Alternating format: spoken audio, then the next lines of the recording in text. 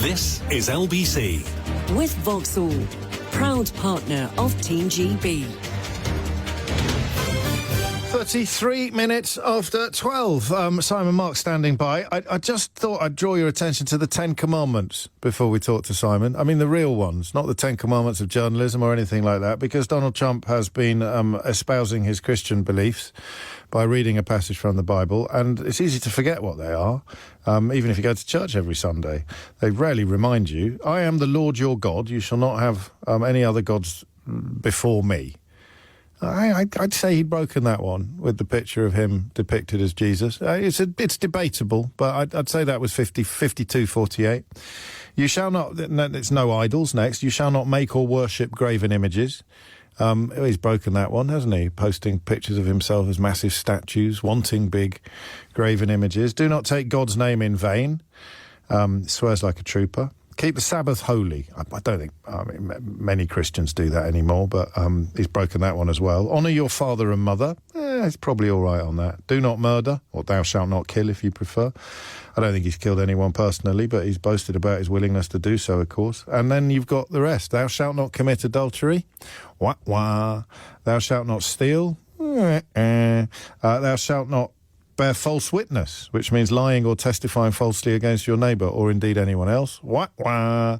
And finally, thou shalt not covet. It's not just your neighbour's wife, by the way. It's anything that your neighbour has got. But Donald Trump does more coveting than the king of Covetland. So when it comes to the 10 Commandments, not the biggest Christian on the planet, but Simon Mark's at great pains today, or yesterday, to point out just what a real Christian he is. This is because the Jesus stuff and the Pope stuff has hit him in parts that other scandals that actually involved offending or hurting real human beings have not hit him. Yes, I think that's absolutely right, James. I think there will be those people who wonder whether Donald Trump has not indeed breached the thou shalt not kill commandment. Yes. I mean, this is the President of the United States who, during his first term in office, dispatched a record number of federal death row prisoners to the execution chamber. And, of course, as the Commander-in-Chief of the American military, and now clearly desirous of using the American military to advance what he thinks are America's national security goals, there will be many families of innocent victims in various theatres, including now, of course, Iran, who would argue that he absolutely has breached that particular commandment. The section of the Bible passage that he read out yesterday was not coincidental. It was from the 7th chapter, and I'm no expert on this, believe me. It's from the 7th chapter of 2 Chronicles, which is a book in the Old Testament portion of the Bible, the 14th verse.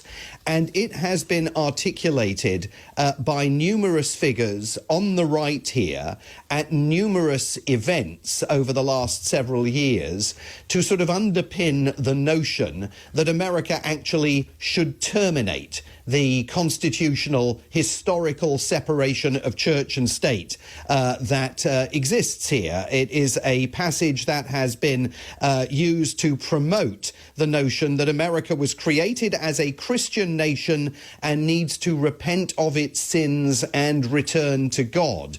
So, you know, stung, as he absolutely has been, by the ludicrous effort last week to depict himself as Jesus healing the sick, and then to claim, oh, I thought I was dressed up as a doctor in that image, possibly because one of his White House aides told him it was a doctored image and he didn't quite understand what he was being told. This is an effort, I think, to redouble and to double down and to re-establish a firmer underpinning of his relationship with Christians who were enraged last week in their thousands, even on his own social media account, by what many of them argued was an act of blasphemy. We should have a little listen to it, because I think we can fairly say that the next time the audiobook contract comes up for renewal, I don't think he's going to be at the front of the queue. But, I mean, under your account, and bringing thou shalt not kill back into the picture, he's arguably on the hook for 8, 9 or 10 of the 10 Commandments being broken in the course of one pitiful life. But anyway, here he is trying to make amends. And as for you, if you will walk before me as David your father walked, and do according to all that I have commanded you, and shall observe my statutes and my judgments, then will I establish the throne of my kingdom according to as I have covenanted with David your father, saying, there shall not fail you as a man to be ruler in Israel. But if you turn away and forsake my statutes and my commandments, which I have set before you, and shall go and serve other gods and worship them. Okay. So last week, no one's mentioned today that he's criticised Keir Starmer for appointing Peter Mandelson to ambassador, which I think only the Daily Mail has picked up on in this country, because, of course, this is a man that appointed Pete Hegseth, Kash Patel, J.D. Vance and sundry others, and Robert F. Kennedy. In the last week, we've learned that his health secretary once stopped to pick up some roadkill, cut the penis off a dead raccoon and took it home to study at a later date. His war secretary thought he was quoting from the Bible when he was actually quoting from the Quentin Tarantino film Pulp Fiction. The head of the FBI is now taking legal action against a magazine article that I think cited 20 or 30 sources describing his alleged drunkenness in the office.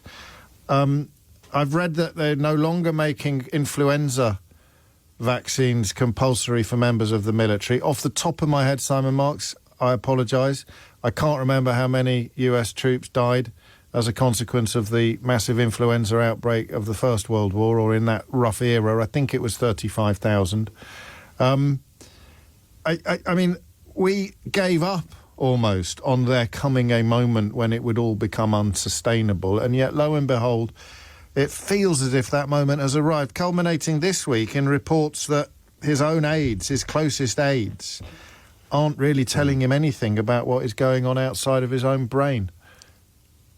Yeah, look, I mean, I think it is tempting, obviously, to find humour in a lot of the things that have happened over the course of the last week, and indeed some of them are, on their merits, very funny. A raccoon's penis. A raccoon's penis is always going to be funny, Simon. It doesn't matter what the context is. It can't not be funny, right? No, exactly. Can't not be funny. But you know, this is deeply, deeply worrying. Yeah. This is an administration that evidently now has lost the plot, lost its way, lost its direction, cannot articulate still why the United States, in a fact-based way, decided to engage with Prime Minister Benjamin Netanyahu in going to war against Iran, putting American lives at risk. Already more than a dozen American service personnel have lost their lives in that particular theatre. And this is a president whose own actions on a daily basis demonstrates deep-rooted instability that we now know senior figures within his inner circle are struggling to kind of protect the government from. So every single day there is an absolute storm of activity on his Truth Social account, often going on until 2:30 in the morning. An array of absolutely, completely contradictory messages, particularly over Iran. We see the president still unable to understand why Iran has not bent to his will, and demonstrating that he doesn't even understand really the nature of the Iranian regime. I mean, if we take a look at what happened yesterday beyond Truth Social, he gave an interview around this time yesterday to CNBC, spent 37 minutes on the telephone. How he had the time to do that, who knows? And this time yesterday morning, at that particular moment, he was itching to unleash the US military on Iran's electrical power plants and their bridges. Take a listen to what he said to CNBC about that issue 24 hours ago. Well, I expect to be bombing because I think that's a better attitude to go in with. But we're ready to go. I mean, the military is raring to go. Whoa. So absolute bravado there from President Trump 24 hours ago, at a point where it appeared that Vice President J.D. Vance was about to be dispatched on Air Force Two, flying 17 hours to Islamabad for more face-to-face talks with the Iranians. There were doubts about whether those talks would take place, but the plan was still for J.D. Vance to go.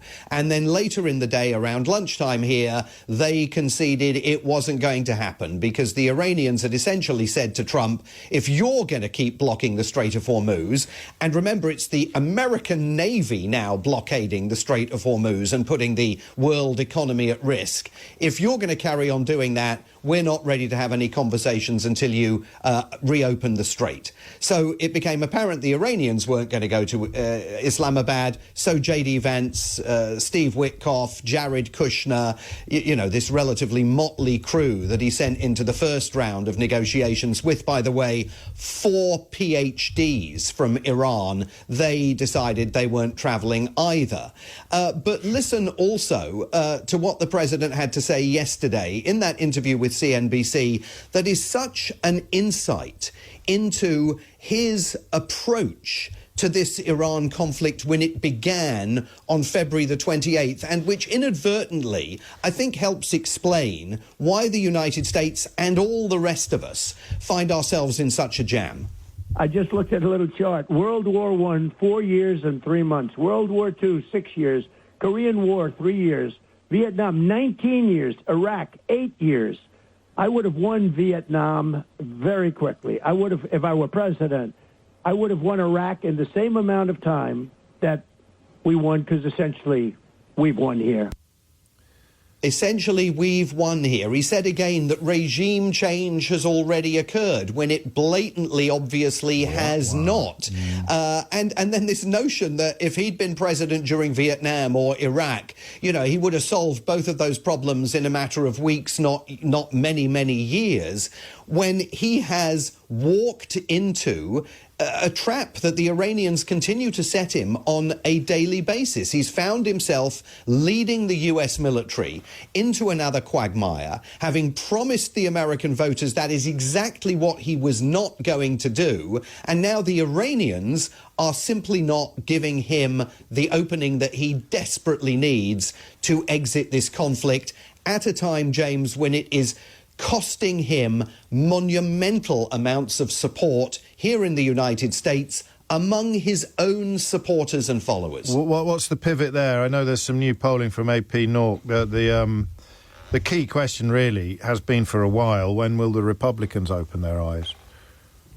Yeah, and the key question is being answered partly in that AP poll. First of all, it shows, it was published last night, the president's overall approval rating cratering to 33%. That's the lowest point it has yet been at. But when you dig into the poll and you see what Americans are saying about Trump's handling of the economy, only 30% of Americans approve of his handling of the economy. That is 9 points that the president has lost since the war on Iran began. And we also saw polling late last week that suggested among Republican voters, just 52% of Republicans now say they strongly approve of his presidency. And again, that was down 6 or 7 percentage points since the war began. And then we've also seen, you know, the ludicrous, laughable pivot by Tucker Carlson, former Fox News star, now a very successful podcaster, who has now recognized that, you know, tying yourself to Trump's wagon is no longer viable. And so this week has apologized to the American people ever for having promoted Trump in the first place, accepting that he has incriminated himself by doing that. But he's clearly now completely ditching Trump because he recognizes that his own future relies on no longer being tied to an increasingly unpopular American president who is leading his own party to all but certain defeat in the midterm elections in November. I'm afraid I missed that somehow. What, a full... Yeah. What's the word? What's the biblical full word? apology. Really? Full apology. He had a conversation repudiation. a full repudiation. He had a conversation. Was recording a conversation with Joe Kent, the former national security official who quit the government over the war in Iran, and it was during the course of this extended conversation that Carlson formally dropped the boom on Trump and separated himself from him. Well, at least Dick Littlejohn is still loyal, so, you know, Donald Trump's got that, at least, I suppose. Well, I mean, the notion that Tucker Carlson is now suffering from Trump derangement syndrome, I'm sure we're going to be seeing those accusations on our respective social media feeds, is a moment that I think neither of us expected to find ourselves relishing. Any minute now. And just to prove the point that we often make about there being too much to keep up with, we haven't touched upon the newly appointed head of, newly appointed holder of a senior role at FEMA, the Federal Emergency Management Agency, former far-right, well, not former, a far-right conspiracy theorist who... And I read these things, Simon, and I think it must be April the 1st, and I check and I double-source them, and this has been around for a month. Greg Phillips claims that he was teleported to a Waffle House. Well, I mean, who among us has not at some point? Yes, I mean, to a Waffle House. Yes. What more can one say?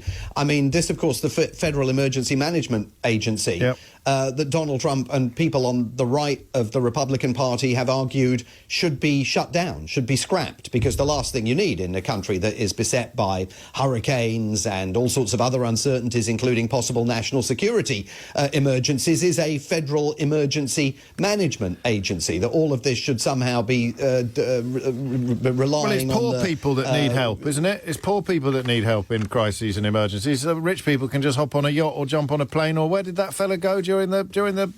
Was there a hurricane in his own state and he went on holiday to Mexico? Was that Rubio or one of the other ones? Ted Cruz. Ted Cruz in Texas. That's the fella. Ted Cruz is never in Texas when there's a hurricane. No, well, that's why you don't need FEMA. That's why you don't need FEMA. You've got exactly. Oh, man alive. Simon, always a pleasure. We'll do it again, I think, before the week is out. But once again, we're doing a little bit more than scratching the surface, but a sense of jeopardy now moving up a level. If people like, I mean, that is a big rat to flee the sinking ship in the case of Tucker Carlson. But as I say, Dick Littlejohn over at the Daily Mail, he's still there with his little polyester Donald Trump flag, insisting that he's the best thing since sliced bread, and extraordinarily Viscount Rothermere is still paying him for it. So make of that what you will. The time now is 10 to 1.